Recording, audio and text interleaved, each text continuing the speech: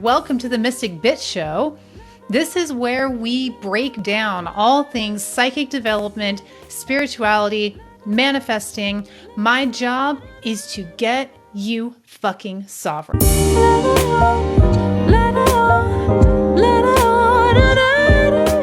Share this baby out with people who you think will benefit from this work, from this message. Thank you for being here, for creating this incredible community. And my name is Ingrid. I'm a psychic medium, I'm a psychic development teacher, and I'm a somatic manifesting coach. And I am here to help a very specific kind of person. The kind of person who feels like the black sheep of their family.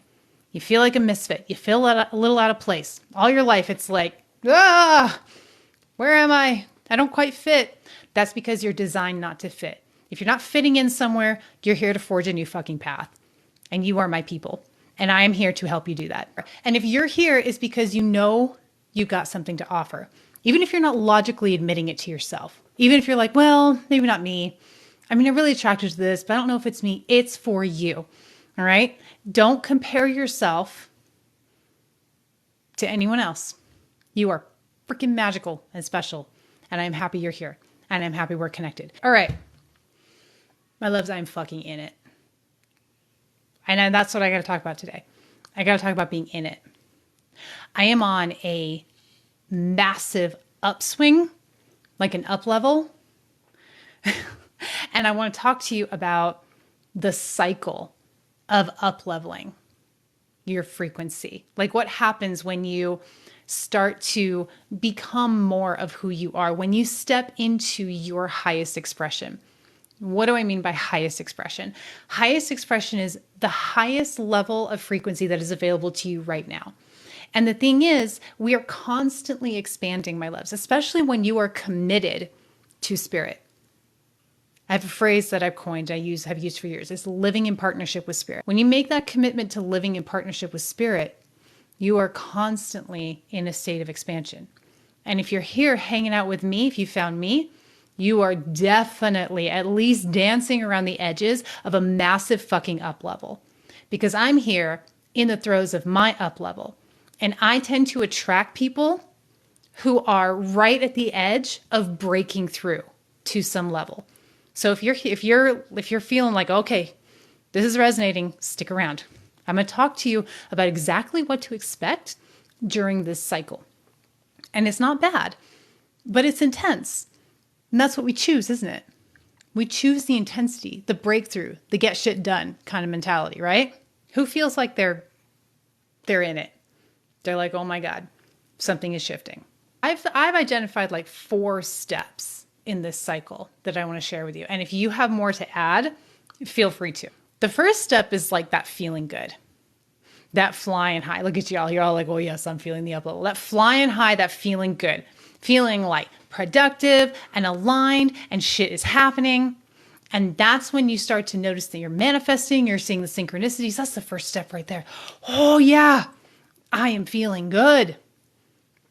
So what did I do? I was just in that first step, feeling really, really good. That synchronicity. And you know what I did?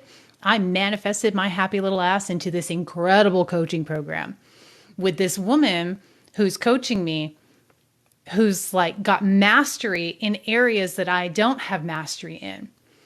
And I manifested my way into her program. And I was so stoked about it. I was like, yes. Okay, we got it. It's all up from here. And it is, but climbing mountains is hard work, right? So manifested with my way in. I've been in there about a month and holy shit, ladies and gents, expansion, really fast expansion. So step 2, when you are up leveling, you will have challenges and opportunities that produce discomfort. Challenges or opportunities that produce discomfort. They will bring up your shadow. They will bring up your fears. You will start to feel really, really uncomfortable. Within this coaching container, this woman has an extraordinary amount of energy. I mean, she expects her people to show up and take action. And I'm like, okay, all right, I'm doing it. It's a challenge, but I'm up for it. But then I've had these opportunities show up too, One of which was produce this Mystic Bitch show that we're doing right now. Incredible opportunities, not necessarily opportunities to say yes to, but opportunities for recognition, for partnership. Some things have really expanded for me. I've also had a massive growth in my TikTok account. I have a video with 3 million fucking views, right? I've suddenly got over 100,000 followers. This all happened in the last month. These are challenges and opportunities showing up for me that what'd they produce? Fear, scarcity, fear of success, all the things. These were just some examples, some of the things that showed up in my life that produced this intense fear, right? And here's what happens. When you are up leveling, all of your shit, your bullshit, the energy that's stuck in your body that is preventing you from stepping into your highest expression, the highest frequency that is available for you right now is going to come erupting to the surface. It really has not much to do with what's going on out here. The mind is going to hook in on that feels really scary.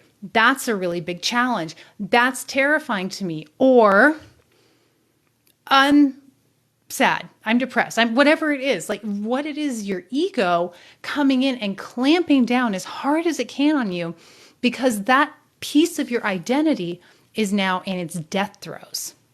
The ego is in its death throes, producing massive fear and a real potential for self-sabotage.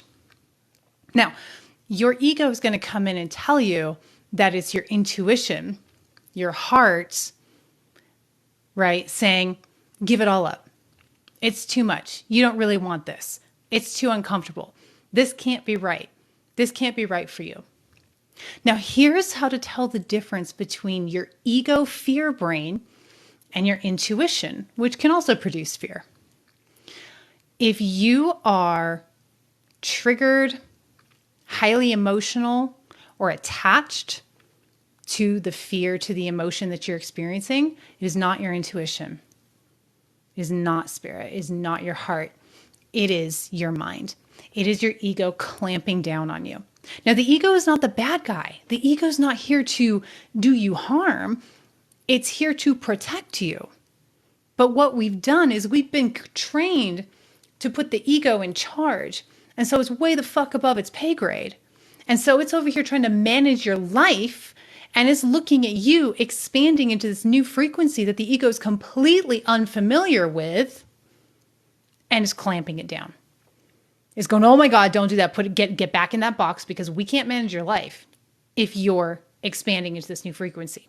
So that's what the ego is doing. The ego is in its death throes. These challenges and opportunities producing massive fear, massive intensity, massive self-sabotage, the desire for self-sabotage. You know what I did when my TikTok account blew up? When I had that one video that climbed up to 3 million views, you know what I did? I abandoned my TikTok account and I started a new one because it felt a lot safer for me to just start from the ground up instead of showing up for the intensity of the visibility that produced for me. I did that for about a week before I pulled my head out of my ass and went, oh, what are you doing, Ingrid? And I went back to, okay, I'm up leveling. I'm increasing my frequency. I'm showing up to meet this new expression of myself. So you're going to do both. When we go into the ego death throes, this isn't the death of the ego, but is the death of an identity that you have created for yourself that has felt safe. That identity has to break apart in order for you to step into the next version of you. The first time this happened to me was when I left marketing and corporate to be a psychic medium. The vulnerability you feel when you are in this stage of up-leveling is bar none. And your ego will come in and it will say, oh my God, don't do it. The vulnerability is really uncomfortable. So this brings a choice. You have two choices. You can stay with the fear and the discomfort and just be with it. Have courage, have a crazy moment of courage, and allow yourself to tumble through all of the emotions and the fears without taking them seriously. And if you do that, you will expand into a new frequency, into a new you. The other choice you have is to contract back into your old energy, which is comfortable. So it's a choice between courage or fear, love or fear, really. Now, here's what I want to say to you. This is really important. There's no wrong choice. And you'll do both. I did. I contracted, put my head in the sand. Oh, I'm running away. This whole week, I had a big explosive vulnerability hangover, and I started going into all of these stories. You wouldn't believe the stories my mind will tell me when my ego is coming in to sabotage. It's so fun. It's not fun. And I know that you experience this too, right? You're going to do both. You're going to hide and contract, and then you're going to decide to step up and be with it. And when you step up and truly just step into your that courageous moment, when you step up and just be like, I am just going to be present with my fear, with my pain, with my vulnerability, with my desperation to get away from this discomfort, because the ego is very convincing, my loves. I'm just going to stay with this. That is when you will bloom, when you will blossom into the next version of you. And then you never go back. And that is when the cycle begins again. Then you're going to be like, all right, I feel good. I feel aligned. My confidence is boosted. I'm rolling. Things are showing up for me. I'm seeing the numbers. I got the synchronicities rolling. And then you'll be enjoying that new frequency for a while until it's time to expand again. And when you do, the cycle begins again. Opportunities show up, challenges show up, all the things. And it goes, and the cycle begins again. And it's not a bad thing. Something that I've been running up against this week as I've been going through this process, and I've been through this process a bunch of times. You probably have too. And one thing I want to say is, at the end of this process, this cycle, when you have that choice of whether you expand in presence and courage, or you contract because you need to stay in that old energy for a while, there's no wrong choice. The opportunity will come around again for that up level, for that expansion. You don't do anything wrong when you feel the need to contract back into old energy and stay with that fear for a little while. That's okay. The opportunity will come back again. And what you'll feel at the end of that cycle, if you decide to contract and move away from the new, you'll feel relief. You will. You'll feel better. You'll feel relief. And maybe when that cycle comes back again, you will be more prepared and more ready to stay in the fire, to hold yourself there. And if you do, great. And if you don't, if you contract, that's okay. As long as you keep showing the fuck up, you will be able to do nothing else but continue to up level bit by bit. God knows I've contracted back into my old frequency over and over again. This time I'm making the conscious decision to stay in the fire. This is the most intense one I've experienced in a while. And the thing I want to share that I've been coming up against is one of the things that the ego does is it gets very fatalistic. So when we're in these places where it's really uncomfortable, we forget that it's going to change. We forget that there's a cycle and a season to everything we're experiencing, and everything will end. That first one, which is woohoo, we're flying high, we're feeling good. We get fatalistic about that too. Oh, I did it. I made it. I've arrived. I've done everything that I need to do. It's never going to be like that again. Guess what? But here's the thing. These cycles, you don't have to take, you get to the place where you go through them, you start to identify and understand, oh, okay, I'm in a cycle. I'm in an up level. I'm about to break through. When you're about to break through, when you start to realize that this is cyclical and it comes and it goes and it's a gift, then as you go through this cycle again, you stop taking your bullshit so seriously. You stop taking your bullshit so seriously because it is bullshit. It's not serious. We all got it. It doesn't fucking matter. We're here for play, for playing a game, for learning how to love ourselves, for showing up to be the best possible version of ourselves. And that is it. There's no fucking end game. It's to show up and be sovereign, be authentic, be true to you and who you are and what you have to offer the world. To have the courage to show the fuck up, step onto your world stage and share your gift with as big an audience as you are able to. And you can't do that when you're stuck in old energy, when you're responding to the conditioning of your childhood, of the media, of your culture. of your parents. That's why you're here. That's why we're leveling the fuck up together. So that being said, I'm in a headspace that's not fantastic. Thank you for being here with me in crazy land. Spirit will not leave you behind, honey. I am glad that I was able to be the messenger today. I love you so much. And I'm here for it. I'm here for all of it. I'm here for all of you. Let's go into questions. I know that was short and sweet, but like I said, I don't have tons of energy today. So I'm blasting out what I'm able to blast out, what I'm going through, and sharing that with you. And I appreciate you. Do you believe in spirit dragons? Yeah, of course I do. Your spirit guide, how spirit connects with you, will show up in whatever form you are best able to receive it. If it's showing up for you in the form of dragon, that's because you have an energy that is resonant with dragon. What do you associate dragons with? That is your energy. And spirit is coming to you in the form of spirit dragon in order to reflect that back to you and get you to step into it, step into your power to fucking own it. Next question. I have super vivid dreams for 2 months, like I'm there. What does it mean? If your dreams are so vivid, like you are physically there, like you cannot tell the difference between your waking experience and your dream experience, that is called astral travel. We all have an astral body. And then outside of that, we have our physical body. Our astral body is able to travel to different places, different astral realms, different timelines, different lifetimes. And we know it's astral travel when it feels like we're physically there. When we really cannot tell the difference between our waking life and our dream life.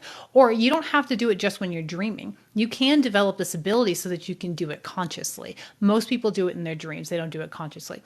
You don't have to worry about your astral body getting lost. That's a fictional thing. That's not a thing. You will be able to, you're connected to your physical body by what's called a silver cord, because you're committed to this incarnation. So you will be able to get back to your body. But a lot of times fear can keep people from actively, consciously astral traveling. Teal, how do you work on developing psychic protection? Excellent question. But psychic protection starts with grounding. If you don't have a good grounding meditation, you can go get it for free in the link in my profile. Just go download the grounding meditation. Also putting up an energetic wetsuit, energetic bubble, setting your intention, and saying a prayer are all really good solid starts to psychic protection. Psychic protection is really as simple as setting your intention. My loves, you have no idea how powerful you are. When you drop into your heart and you speak your intention into existence, it will come to pass. Your focus is incredible. I want you to trust that in yourself. So play around with that, my love, and start playing with different meditations and techniques that help you feel more grounded and more connected to spirit, and set your intention for psychic protection. Lindsay, how do I know if a new person that comes into my life is a lesson or my person? They're both your person, whether they're a lesson or your person. Every person is a lesson. I don't think I've ever had a relationship that hasn't taught me some lessons. Holy shit, right? When you're caught up in trying to avoid your lesson or move away from your lesson really quickly and to find your person, that pushes your person away. Whoever shows up in your life, open your heart, show up with love. Receive the lesson, make adjustments to your energy, love them or leave them, whatever is appropriate. Do your work, because every lesson that shows up is a stepping stone to your person. You don't push them aside in order to find your person. You won't know if it's a lesson or a person because you don't need to know. You need to be present with that person because they are showing up for you as your person in that moment for that experience. If it's a lesson, you know it. We hang on to people who are lessons for too long because we're conditioned that way, especially women. Women are conditioned to be doormats. We're conditioned to people please. We're conditioned to sacrifice ourselves on the altar of other people, especially our men, especially our partners. Okay, Naomi, how to improve the months where I feel off, lower energy? Holidays are always bad for me. So what I feel, Naomi, when I'm reading this is like, that's something that I think we could actually add to this cycle here that we talked about today. So thank you for this question. When I came on today to do the Mystic Bitch podcast, not feeling in top form at all. I decided to go ahead and do it because I was feeling good enough by the time I showed up here. But notice that I spent a whole lot less time talking and expending my own energy And now I'm going into Q&A and I'm bouncing off of your energy because I have lower energy. If you feel off and you have lower energy, you're supposed to be feeling off and having lower energy and take your downtime. It is okay to stop, to push pause. You're going to need to when you're going through the particularly intense period of your new cycle. It's okay to take a day and binge on Netflix. You know what I started doing this week? I started plugging myself into my headphones, playing really loud, spiritual, high vibe music, and playing solitaire. That's all I was doing. I'm not focusing on like work or myself or my healing. I'm just going to like vibe up and play solitaire. And it was really, really helpful. That was my way of checking out. It's okay to build in time to check out and to go play. And then what will happen is your energy will naturally rise because you're filling your own damn cup. Your energy's low because your cup's not full. Love yourself more. Bring yourself back home. Thank you for that question, beautiful. Stacy, how do I start tapping into my spirituality? Really good question, really simple answer. Get present, my love. We spend so much of our time in our head, future tripping or ruminating about the past. The more you can practice presence and mindfulness, the more you're naturally going to tap into your spirituality. You're going to start finding the divine within. You're going to start finding spirits showing up in your life more and more frequently and sweetly in the form of synchronicities, things like numbers, conversations, meeting people, and just having a really lovely experience. You're going to be able to see God in yourself and in other people the more present you can get. Meditation is a fantastic tool for getting present. If you're not familiar with meditation, go get the grounding meditation from the link in my profile. Prayer, walks, mindful walks in nature, anything that you can do in order to get yourself into your body and get yourself present. That's how you tap into your spirituality. It's not so much about what you're doing, but how you're being. Lilia, have you ever had a dream about a past life? I believe so. I've done a lot of intentional past life work. And I want to say something about past lives too, which is really good. This question prompted that. By the way, dreams about past lives seem to be pretty common. And our past lives are not really our past lives. Okay. Linear time is not a thing. It is how we are experiencing it in this particular sliver of a reality, but it's not really how time works. Time is actually not a thing. Everything, every experience, every lifetime we are experiencing is happening in this moment. Because you are not actually separate from the divine. We are having the experience of separation. And so we're having that experience of separation so we can have all of these different experiences and our complete focus on it all at one time. So everything is happening in the way I visualize it is like little drops of time right next to each other. So when we're looking at our past lives, we're just looking at another life, we're dipping into another drop of time. We're not actually going back in time. So you can look at future lives as well. You can look at every possible permutation of every single lifetime, including this one. And when we're tapping into these other lifetimes, we are gleaning information, we are gleaning knowledge and wisdom gained from that particular concentration of experience, and we're able to bring it into this experience. The same is true on the other side. That's why people have past life trauma, right? Because we are having all possible experiences. We can experience the gifts and the wisdom and also the pain and the trauma from other lifetimes. We can carry it into this particular experience. So that's why it can be helpful to tap into these other lifetimes, but it can also be detrimental because, like I said to Stacy, when you want to tap into your spirituality, get in the moment. Because this right here is what exists for you. And this concentration of experience, this ecstatic point creation is where you belong because it's what you've chosen to tap into. How do you know if you have any medium in you? Some signs. Great question. How do you know if you're a medium? So the first thing I'll say is just about everybody is capable of mediumship. Some people are born medium superstars. Like some people are born really athletic and they can go beyond, it's relatively easy for them to hone themselves, be a baseball superstar. The same is true with your psychic gifts as well. Some people are born rock star mediums and they just have a really good energy for it. They're a strong energetic match for it. But almost all of us can and do mediumship when it is correct for us, when our energy matches up to it.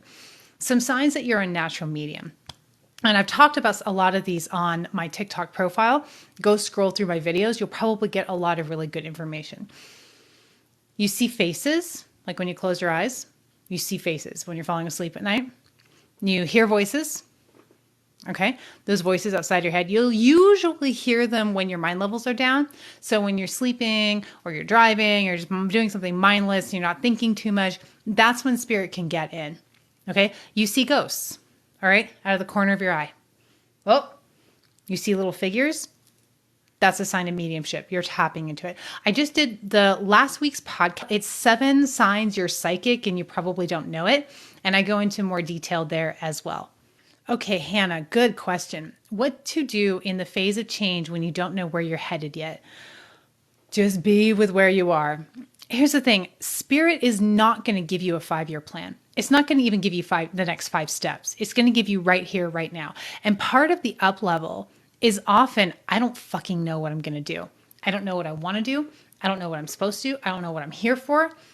Feeling in that place of limbo and lost, that's very uncomfortable. That wide open space is where all the possibilities of creation are. When you're in that space, the opportunity for you is to open yourself up to all the possibilities. Try and get out of your head and figuring out what it is you're going to do or you're supposed to do, and drop into your heart and ask yourself, where am I pulled?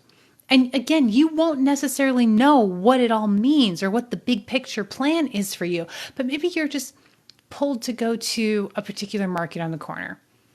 And maybe you'll rendezvous with somebody who, does something really cool and different, something you've always been interested in. And they'll end up mentoring you. And then you'll end up, see, the heart is going to pull you one step at a time. And when you don't know where you're headed or what to do, that's when the mind can come in and really freak you out. And that's why that's that ego death throw place, right? You either expand and just stay with the fear of the unknown, or you'll contract and go back to what is known. There's no wrong way to do it. But if you expand, you get that new experience. Even if you don't know what it is yet, if you stay with it, I promise you it is going to be amazing. Something I want to add too while I'm thinking about that, during the phase of like these death throes, these challenges, these opportunities, one of the things that we can experience is a lot of loss. We need to lose things. People can cycle out of our lives. We can lose jobs. We can lose, our homes. We can lose our identity, or we can be on a certain path and everything can crumble in front of us. This can feel really scary. It can feel really hard to stay committed and in faith and in your heart when it seems like your whole support system and safety net is going away. Okay, this is a good question. Can a spirit physically harm you? I think that's what I'm most scared of. You are a physical creature having a physical experience. A spirit is a non-physical being in the physical world. They are outside of their element. Now let's talk about some definitions here. So the way I differentiate these terms is spirit, ghost, and entity. Spirit, I determine as gone back to grace. This can be a loved one who has passed, who is no longer in the physical world. They've moved back to grace. They can be a divine spirit, an ascended master. That is like, they're the good guys. Okay, we like those. A ghost is a continuation of the human experience without a human body. All right. So can a ghost physically harm you? No. A ghost can move some stuff around. They can freak you out. But for the most part, you're going to hurt yourself from being freaked out. It's not going to be the ghost that's going to hurt you. They can move objects. They can flip lights. I've seen it. And it's like, ooh, it's hella unnerving. But they can't do, they can't like pick you up and throw you down. They can't get into fisticuffs with you. They don't have a physical body. You have all the power in the physical world. If you're being troubled by a ghost, you verbally say to them, get out. 9 times out of 10, they will, because they're people. Most people are not shitty. Most ghosts are not shitty. And if you're having any problems, you can do a clearing in your house and you can get rid of those ghosts. And we can go into that at a later time. That's beyond the scope of this discussion. But that's what to do about ghosts. Now, entities. Entities are, I define as dark shit. They exist. They suck. But I do want to tell you this. An entity can possess or attach itself to a person. That is possible. But it's not likely, and it's rare. And here's why. Your vibration has to be in the tank for an entity to be able to grab hold of you and hang on to you. If your vibration is even moderately good, just where most people are, just getting up and working and doing life, an entity won't be able to grab hold of you. You're slippery to an entity. That doesn't mean you can't encounter an entity and get the living bejesus scared out of you, because they are scary, because they are able to play and ramp up your fear. And again, your fear ramps up. That's where you end up hurting yourself more than, say, the entity hurting you. Now, when an entity does attach to somebody, that's a problem.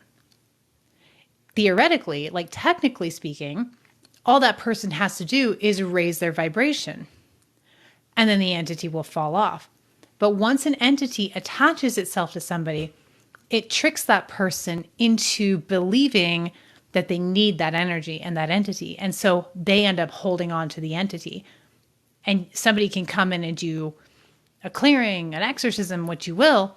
They can get rid of that entity, but that entity will walk right back in. And I learned this directly from one of those little fuckers. Let me tell you the story. I went to visit the family of a new partner I had. I hadn't met his family before. We traveled to Southern California and we all got together with family members, and they were all, perfectly nice, no issues. But then one woman, one of his family members, walked in through the door. The energetics were so off for both of us. Neither of us could make eye contact. We both avoided each other. We were like reverse magnets. This woman had terminal cancer. She was eating very unhealthy. She had a lot of children. She was very unhappy. She was, eating fast food every day. She was doing some weird stuff as well. I don't remember what exactly, but her frequency was in the tank, and an entity was attached to her. So I didn't have any interaction with her at all. And I was just sitting there on the deck, and I saw this thing. She left, and this thing was horrible. It was horrible. It came up and it started mocking me. And it essentially told me everything that I told you in this mocking tone. It's like, yeah, you could get rid of me, but she'd let me right back in. And it was interesting because I'm sitting there. I have no game face, by the way. I don't know if you've noticed, but like everything is on my face. No game face. I'm sitting there with this look of horror, looking at this entity that is sitting there talking to me and mocking me in this whole arena with this family. And this girl's mother is watching me like a hawk. She was devoutly spiritual. She had a Christian bent, but she was very aware of what was attached to her daughter. And she picked up real fast that I was aware of it and looking at it. And she cornered me later. She goes, "What did you see?" And I was like, "Oh my God, that's uncomfortable." And I told her, what I could, trying to be delicate. But the truth is, there was nothing that really could be done until this woman decided to raise her frequency. And it would be as easy as getting treatment, cleaning up her diet, hugging a tree. And then the entity would fall off. But the entity had tricked her and created this vortex of chaos so that it stayed stuck to her. But that is really uncommon. You have to be, again, your vibration has to be in the tank. You have to be working on putting your vibration in the tank for entities to come on and attach themselves to you. And that's something that in the spiritual community is really hard for me to sort of swallow, is all the fear and the fear mongering that people do around entities and non-physical and demonic possession.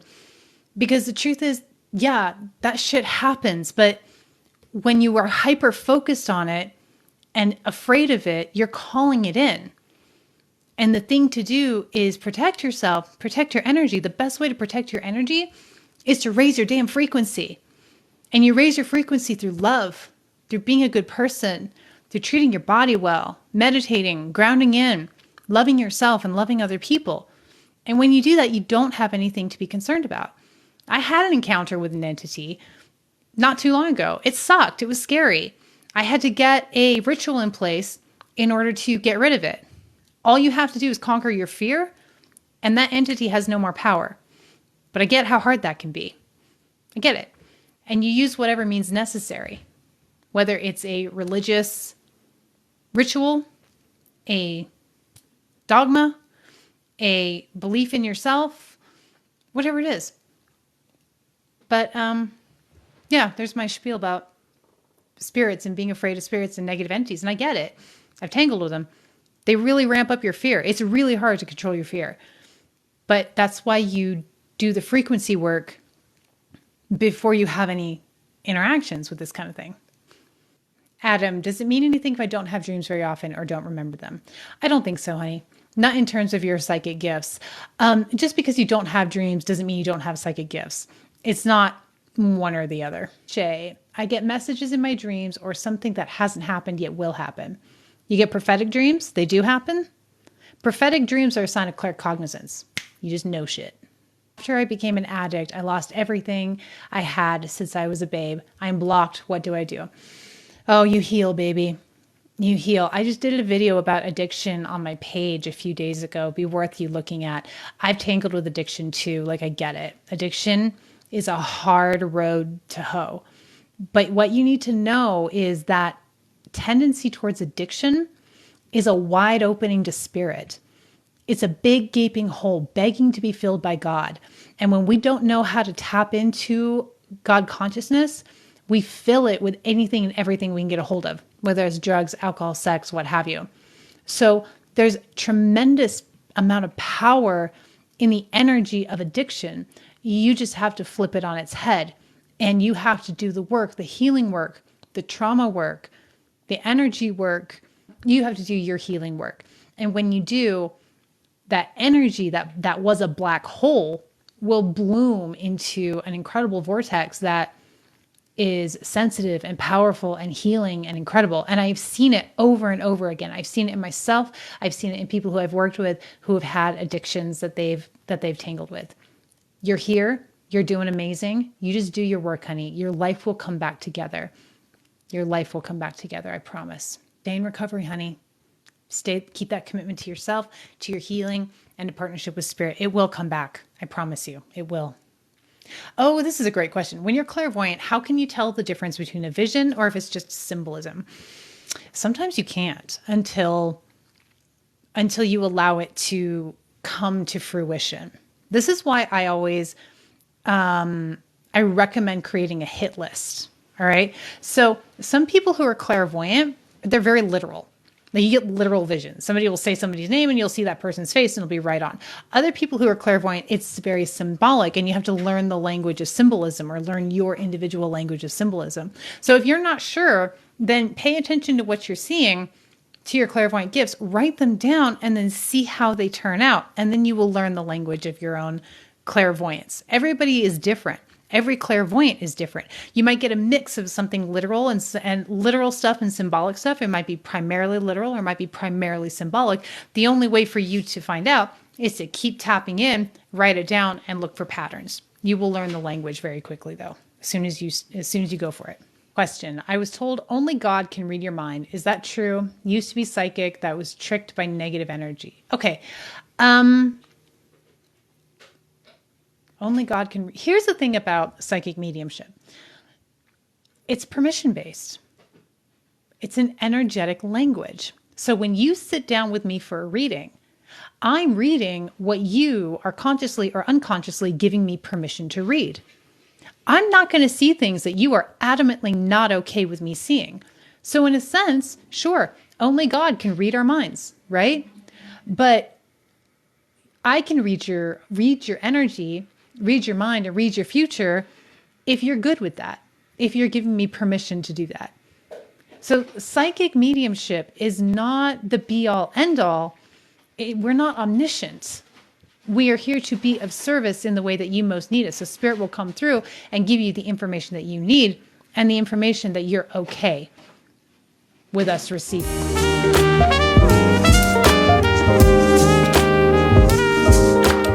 Fucking pleasure being here. And I'll see you next week. And I adore you. and you're great.